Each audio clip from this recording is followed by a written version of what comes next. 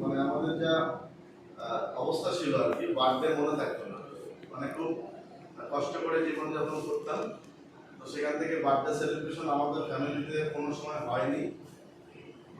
সেক্ষেত্রে ভেস্টিজে 2018-তে আসার পর যখন আস্তে আস্তে স্বপ্ন নিয়ে কাজ শুরু করলাম, ডায়মন্ড হলাম, একদিন দেখি হঠাৎ ফোন এসছে যে আপনার বার্থডে সেলিব্রেশন হবে নর্থ অফিসে। আচ্ছা, আপনি কোথা থেকে বলছেন? বলে আমি ভেস্টিজের অফিস থেকে বলছি, আমি হেড অফিস থেকে বলছি। আমি বললাম আমার বার্থডে সেলিব্রেশন হলো অফিসে? মানে সেদিন আমার বুকটা মানে পাঁচাত হয়ে গেছে। তো সত্যি তাই, ভেস্টিজ ম্যানেজমেন্টকে থ্যাঙ্কস, আজকে এই সিস্টেমকে থ্যাঙ্কস। মানে এত সুন্দর একটা অপরচুনিটি যেখানে এসে আমাদের বার্থডে আমরা ভুলে গেলেও এই কোম্পানি বা ম্যানেজমেন্ট ভুলে যায় না।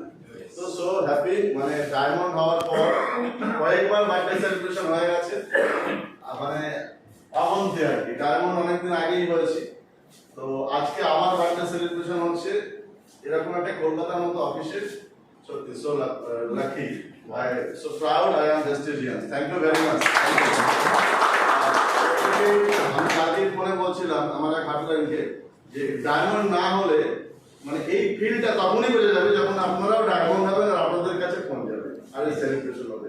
Thank you very much. সবাই এই দিনটা আসুন, সবার ভালো লাগবে। Thank you, wish you.